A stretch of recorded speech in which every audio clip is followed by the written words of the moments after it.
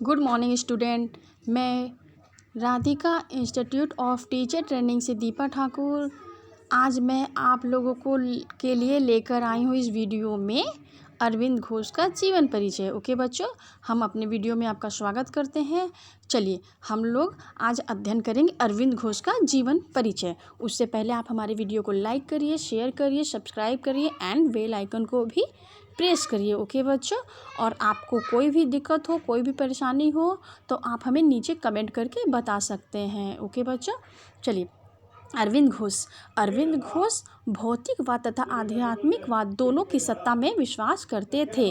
उनका मानना था कि भौतिक एवं आध्यात्मिक तत्वों के अभेद को जानना ही सच्चा ज्ञान है। ओके बच्चों, चलिए हम पढ़ते हैं उनका जन्म।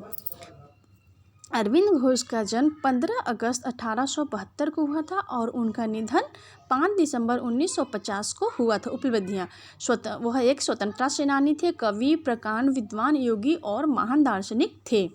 अरविंद घोष एक बहुमुखी प्रतिभा के धनी व्यक्ति थे। वह एक स्वतंत्रता सेनानी, कवि, प्रकांड, विद्वान, योगी और महान दार्शनिक थे। उन्होंने अपना जीवन भारत को आज़ादी दिलाने और पृथ्वी पर जीवन के विकास की दिशा में समर्पित कर दिया। अरविंद के पिता का नाम केडी घोष और माता का नाम सोमलता था। अरविंद घोष एक प्रभावशाली वंश से संबंध रखते थे।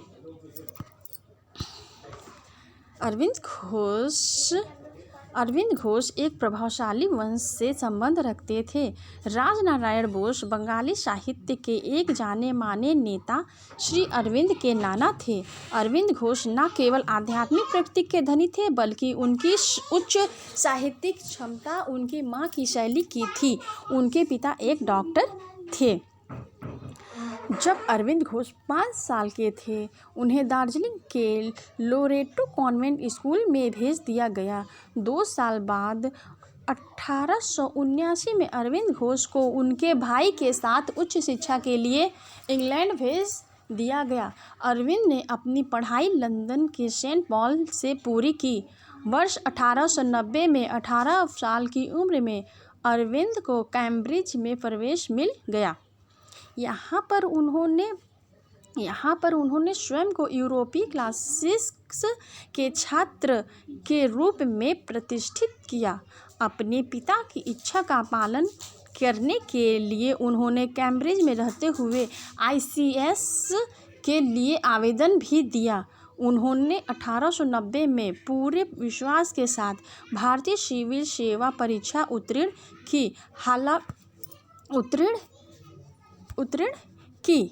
हालांकि वह घुड़सवारी के एक आवश्यक इम्तिहान में खरे उतरने में विफल रहे और इसलिए उन्हें भारत सरकार की सिविल सेवा में प्रवेश की अनुमति नहीं मिली। उसके बाद 1893 में अरविंद घोष भारत वापस लौट आए और बड़ौदा के एक राजकीय विद्यालय में उप प्रधानाचार्य बन गए। उन्हें 750 रुपये वेतन दिया गया। उन्हें बड़ौदा के महाराज द्वारा बहुत सम्मान मिला। अरविंद घोष को ग्रीक और लैटिन भाषाओं में निपुणता प्राप्त थी।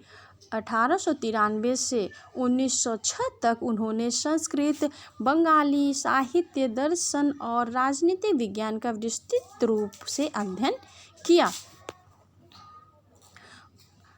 1906 में बंगाल के विभाजन के बाद उन्होंने अपनी नौकरी से इस्तीफा दे दिया और 150 रुपये के वेतन पर बंगाल नेशनल कॉलेज में शामिल हो गए।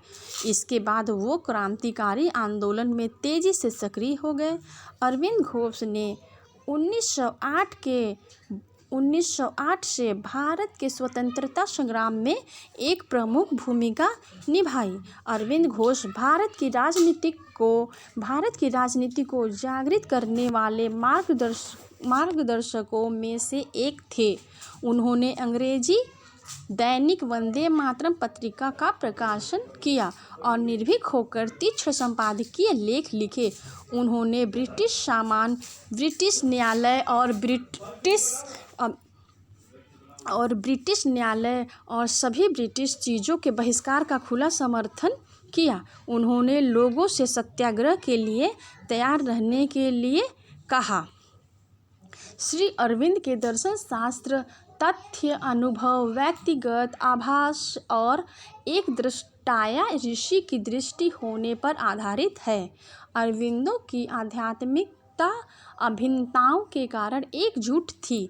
श्री अरविंद का लक्ष्य केवल किसी व्यक्ति को उन बेड़ियों से जो उन्हें जकड़े हुए थी और इसके एहसास से मुक्त कराना नहीं था, बल्कि दुनिया में परमात्मा की इच्छा को संपन्न करना, एक आध्यात्मिक परिवर्तन लागू करना और मानसिक, मार्मिक, भौतिक जगत और मानव जीवन में दिव्य शक्ति और दिव्य आत्मा को लाना था। श्री अरविंद का देहांत 5 दिसंबर 1990 को पांडिचेरी में 78 वर्ष की आयु में हो गया। ओके बच्चों, आज हम अपने वीडियो को यहाँ पर विराम देते हैं। कल हम आपके लिए लेकर आएंगे अरविंदों की ज्ञान मीमांसा, विचार एवं शिक्षा दर्शन। आपको कोई भी कुछ भी पूछना हो तो आप हमें नीचे कमेंट करके पूछ सकते हैं। ओके बच्चों।